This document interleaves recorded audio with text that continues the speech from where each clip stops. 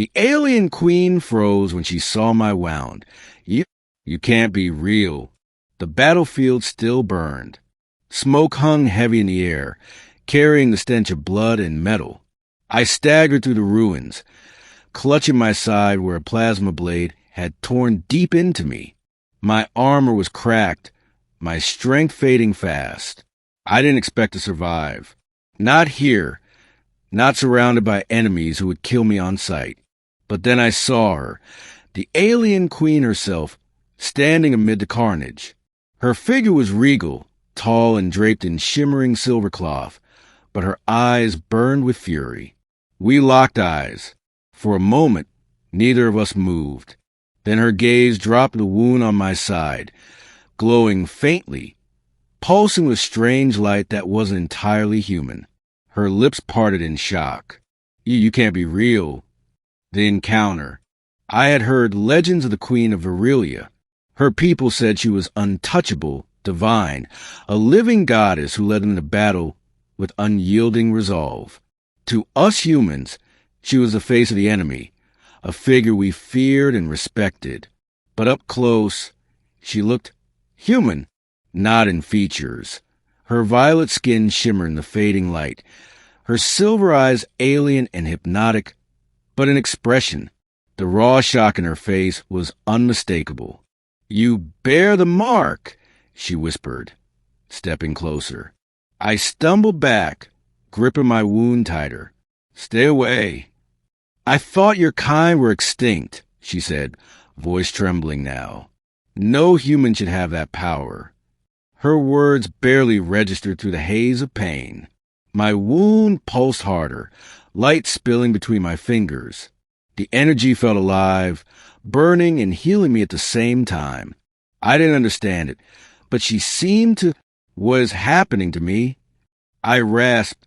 She shook her head, disbelief etched into every movement.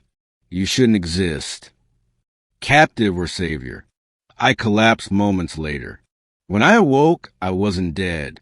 Instead, I was lying on a soft surface inside what looked like an alien sanctuary, walls of organic crystal pulsing faintly with life.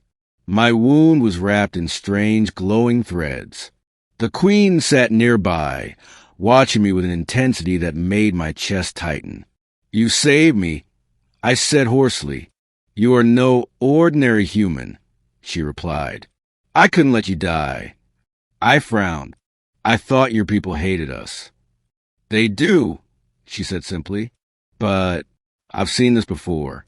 The mark on your wound. It belonged to someone we thought lost centuries ago. Who? My people's savior, she whispered. A human who loved one of us. Her words struck me harder than any weapon. Could she mean my father? My mother had always hidden the truth about him, only saying he was different. Could this be connected? The truth revealed. Over the next days, the queen, Serena, tended my injury herself.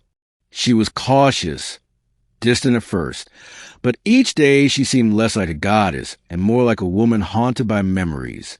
One evening, as I regained strength, I confronted her. Why did you freeze when you saw me? She hesitated, then lifted her hand. A soft glow appeared, mirroring the light in my wound. Your energy matches his, she said quietly. The human who united with one of my ancestors. He was the only one we ever trusted. I blinked. You're saying I'm his descendant? Yes, she said, voice trembling. You carry his blood. That is why your wound heals this way. That is why I could not kill you. Silence stretched between us. The war that had raged for generations suddenly felt meaningless. We weren't so different after all. Enemies no more. When enemy scouts found our hideout, we were forced to flee together.